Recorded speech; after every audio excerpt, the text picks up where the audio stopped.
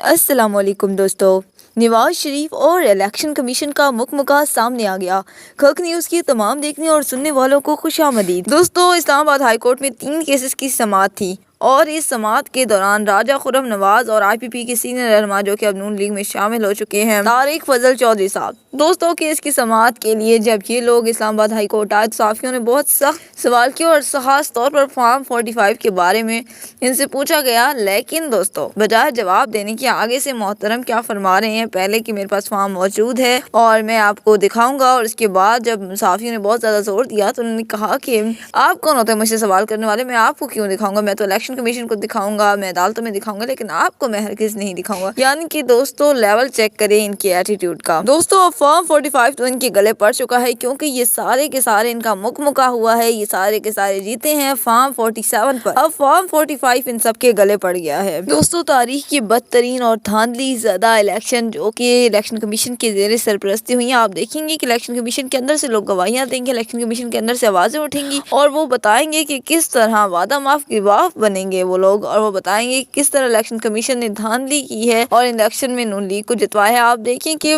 15 سے 16 سیٹیں تھی، چلے 20 کر دیں، جو کہ نون لیگ جیتی ہے، اور اب 50 کے قریب سیٹیں انہیں دے دی گئی ہیں، جو کہ انہیں کہا گیا ہے کہ یہ آپ لوگ جیت گئے ہیں۔ اب دوستو ان کی نوٹیفکیشن الیکشن کمیشن نے جاری کر دی ہیں، اور دوسری طرف پی ٹی آئی صرف ایک نوٹیفکیشن جاری کیا ہے، اور امید ہے کہ شعیب شاہین اور گوہر خان کی جو سیٹ ہے وہ انہیں دے دی جائے گی، برسٹر گوہر کی، کیونکہ وہ قانونی آدمی ہیں اور وہ جوڈیشل کو جانتے ہیں، قانون کو جانتے ہیں، تو ہو سکتا ہے انہیں واپس کر دیا۔ باقی جتنی بھی سیٹیں ہیں جو پی ٹی آئی کی ہیں وہ انہیں واپس نہیں کی جائیں گی۔ دوستو جس طرح دھاندلی سے جتوایا گیا ہے سب کو پتہ ہے۔ اب دوستو ایک اور بات بہت زیادہ دیکھنے کو ملی، اور وہ ہے کہ پاکستانی قوم نے ایسا غیرت مندی کا مظاہرہ کیا ہے کہ 2/3 اکثریت سے عمران خان کو جتوایا ہے۔ اب عمران خان اگر دیکھا جائے جس طرح الیکشن میں لیڈر بنائے جاتے ہیں، الیکشن کے ذریعے حکومت لائی جاتی ہے، تو عمران خان پاکستان کا وزیر اعظم ہے، لیکن دوستو کیونکہ دھاندلی تو لازمی کرنی ہے، اور جس طرح 18 سیٹیں جیتنے کے باوجود نون لیگ کو 50 سے زائد مزید سیٹیں دے دی گئی ہیں، اس طرح اگر حکومت بنے گی تو ڈیفینیٹلی پھر نون لیگ حکومت بنائے گی۔ تو الیکشن سے پہلے بھی ان لوگوں نے کافی زیادہ منفی کیمپین چلائی تھی اور کہا تھا کہ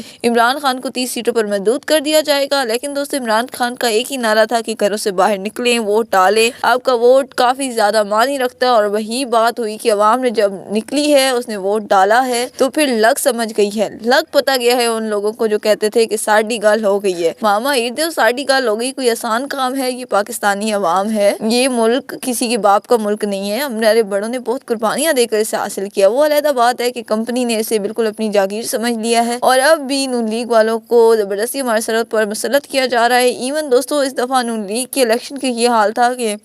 کچھ لوگ یہ دعوے کرتے ہوئے نظر آ رہے تھے کہ اس دفعہ نواز شریف جیتے گا، کیونکہ پی ٹی آئی والوں کے تو نہ ہی کیمپس ہیں اور نہ ہی ان کے لوگ اکٹھے ہوں گے، اور نہ ہی کسی کو نشان پتا ہوگا، ایک ایک حلقے میں 4-4 5-5 لوگ کھڑے ہو گئے ہیں، اور جو جعلی لوگ ہیں وہ بھی کھڑے ہو گئے ہیں، تو اس طرح اس دفعہ عمران خان کو 35 سے زیادہ سیٹیں نہیں ملیں گی۔ لیکن دوستو دیکھا پھر سب نے کہ کس طرح لوگوں نے باہر نکل کر خان کو ووٹ دیا ہے۔ دوسری طرف یہی کہا جا رہا تھا کہ نون لیگ اس دفعہ خود بخود جیت جائے گی، کیونکہ نون لیگ والوں کا جو ووٹ ہے وہ بھی چوری نہیں ہوگا، اور ساتھ میں نون لیگ کے جو ووٹرز ہیں وہ بھی نہیں ٹوٹیں گے، اور وہ بھی آرام سے اپنا ووٹ کاسٹ کریں گے، انہیں اپنا نشان بھی پتا ہے۔ لیکن دوستو اسی کے ساتھ آپ دیکھ سکتے ہیں کہ نون لیگ والوں کا کیا حشر ہوا ہے، انہیں دھاندلی کرنے کے باوجود بھی پوری قوم میں کس طرح وہ رسوا ہوئی ہیں۔ نواز شریف جو کہ اس بات پہ ہی اسے یہاں پر لایا گیا تھا کہ آپ اس ملک کے وزیر اعظم بنیں گے، ان کے ساتھ بہت بڑا ہاتھ ہو گیا ہے۔ تو دوستو یہ تھی اپڈیٹس جو ہم نے آپ تک پہنچائی۔ فی الحال تو پاکستان میں جس طرح کی آوارہ گردی کر رہے ہیں یہ لوگ، کسی بھی طرح سے یہ لوگ ایک